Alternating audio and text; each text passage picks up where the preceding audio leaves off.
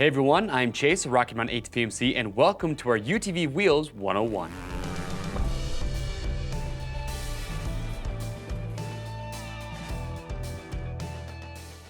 All right, everyone, thanks for checking in with us today. As you can see, we are talking all about UTV wheels. As many of you know, we have a massive selection of UTV wheels that you can choose from, and we get a lot of questions in regards to what kind of constructions that are available, the different offsets, beadlock versus standard.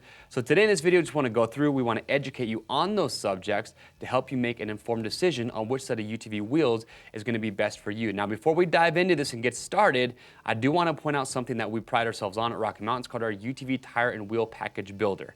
What you can do is you can pick out the wheels that you like, get the tires that you like, and we will mount them up and ship them to you free of charge. It is the best way and easiest way to get the UTV wheels and tires that you are looking for at a great price. So without further ado, let's kick it off because first category is going to be with construction.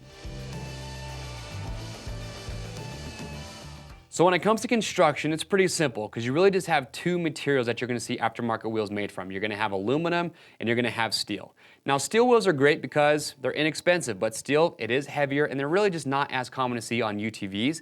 Most of your aftermarket wheels are going to be made from a forged or a cast aluminum. Aluminum has a great combination of strength and being lightweight. Then you also have even some wheels like this Douglas Ultimate that are spun aluminum. So spun aluminum, what makes it popular is it's lightweight. So a lot of riders will like this type of wheel if you're spending a lot of time out in the dunes. But as far as construction goes, pretty simple. You've got steel and you're going to have cast or forged aluminum and in some cases spun aluminum. So next up, let's talk about wheel sizing. Now every wheel is going to have two measurements. You're going to have a diameter and you're going to have a width. So the first number of a wheel measurement is always going to be the diameter. The second is always going to be the wheel width. So this wheel that I have right here in front of me, this is a 14 by 7. So it has a diameter of 14 inches and a width of 7. Now when it comes to measuring your wheel, it might sound pretty straightforward, but it is something that a lot of people do get wrong, and I'll explain why. So when you're wanting to measure the diameter of your wheel, what you can do is just put the wheel flat down and you're just going to measure straight across using a tape measure.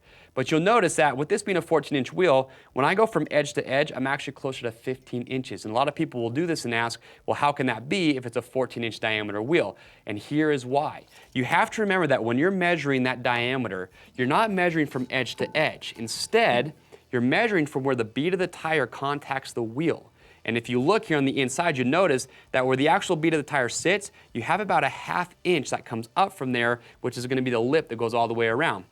So when you measure that diameter, you have to account for that lip and subtract that from the overall measurement. And if I do that with this wheel, that puts me right at 14 inches. So that's how you get your diameter measurement. Now when it comes to the width measurement, same thing applies here. When I take my tape measure and I measure straight across from edge to edge, I'm actually closer to 8 inches. But you have to remember, you're not measuring edge to edge. So when the width, what you want to think of is bead to bead. In other words, where the tire or the bead of the tire sits on the rim. Now this being a bead lock, it's going to sit right here on the inner edge, and it will also sit between the bead lock ring and the edge of the wheel. So if I take that measurement, measure straight across, I'm going to get 7 inches. So that's how you do that with the beadlock rim.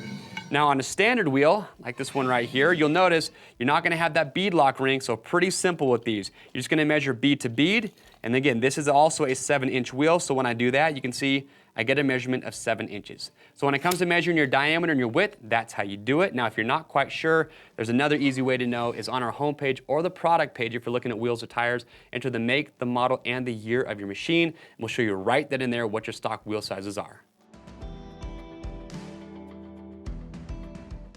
So next up, we're going to answer probably one of the most commonly asked questions when it comes to UTV wheels, which is offsets. What are offsets and how do they affect the wheel?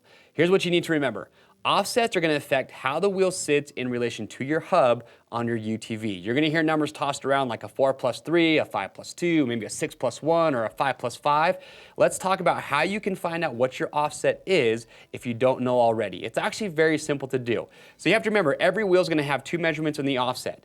And the offset is always going to equal the width of the wheel. And what's easy about it, very simple to find out. So what I like to do is just take your wheel and put the outside face side down. And then you're going to take just really any flat object you can find at home. You're going to place it across the wheel just like I've done. And then what we're going to do is we're going to take the first measurement in that wheel offset number. So this wheel is a 4+3. So I'm going to show you how to get that measurement of 4. So once you have your object laid across the wheel, pretty simple. You're going to take the measurement of where the wheel will contact the hub to the object that you've laid across the wheel. So when I do this with this wheel, you notice that I'm actually going to get just over 4 inches. And here's what you have to remember. Just like with the diameter and the width, you're not going to measure to the outside edge. You're going to measure to where the bead of the tire sits on the wheel. And when you take away about a 1/2 inch to compensate for this lip, you're going to get 4 inches. So that's your first measurement. And what you have to remember is, like I just said, that the offset's always going to equal the rim's width. But if you want to find out for yourself, if you wanted to measure the other number in that offset, it's pretty simple. You would just take the same measurement point that I just had where the wheel contacts the hub, and you would measure to where the outside bead is on the wheel. And that's going to be your second number. So if you got 4 inches for the first number, your second number should be 3. That is going to be your offset. Now, the last thing we're going to cover when it comes to your offsets is just negative and positive, because you're going to hear these two words tossed around a little bit, and if you're not sure what they mean, well, it's very simple to figure out. With this wheel in front of me, it is a 4 plus 3, and this has a positive offset. And all that means is that the first number of the measurement is larger than the second. Also, that more of the wheel is going to sit underneath the machine, and that's going to give you a positive offset. If you have a negative offset, let's say it was a 2 plus 5, well, that just means that the wheel's going to sit farther out from the machine and give you a wider stance. So that's a negative and positive offset, very easy to figure out. Now, next up, we got to talk about another commonly asked question, which is beadlock versus standard. Now, a very important thing to consider when you are choosing your wheels is, do you want a beadlock wheel or do you want a standard? And if you're not sure what the difference is between the two, I'm going to explain it right now. So with a standard wheel, like this bear tooth that I have right here, when you mount the tire on, the tire is going to sit against the bead of the wheel on the inside and outside, and the tire is held in place by the bead hump and also the air pressure of the tire. So that's going to be your standard wheel. Now, with the beadlock wheel, like this Nebo here, you can see a lot different. So the beadlock wheel, on the outside edge, or the edge of the wheel that's facing the outside of your machine, instead of having that bead hump, you have a beadlock ring. And what this beadlock ring does, it actually pinches the bead of your tire to the wheel itself. And the reason that that's beneficial is that it helps prevent the tire from moving, slipping, or coming unseated when you're under hard braking, acceleration, or cornering. So when it comes to really aggressive off-road riding, maybe some racing, or rock crawling when you want to run some lower PSIs, beadlock wheels really shine in those conditions. So that's the main difference between a beadlock and a standard. Standard wheels work great. Beadlock wheels are a little bit more expensive, but they are giving the added security when it comes to keeping the tire seated on the wheel. And another great benefit to a beadlock wheel is that you can actually mount your tires at your very own home. We have a great how-to video that shows you step-by-step how to do it. Now, the last thing we're going to cover real quickly is just lug patterns. And lug patterns are actually really simple. You're going to hear numbers like a 4x137 or a 4x156, and it's really simple to figure out. The first number, pretty simple. It's just going to mean how many lug or bolt holes you have. So with this wheel in front of me, I have 4. And the second number is a measure in millimeters, and it's going to be the distance diagonally of one bolt hole to the next from center to center.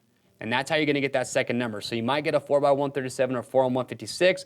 That's how you figure it out. And that is it. That is our UTV Wheels 101. Hopefully we've answered all your questions, but if you do have more, we want to get those answered. So leave your questions in your comments below. And to pick up your next set of wheels, all you got to do is just click on the link or head over to RockyMountainATVMC.com. Remember, take advantage of our tire and wheel package builder. And as always, orders over $75 ship free. If you guys like this video and you want to see more just like it, get subscribed to our YouTube channel. That will keep you up to date, because we have a lot of great videos just like this one, along with a lot of other great UTV content as well.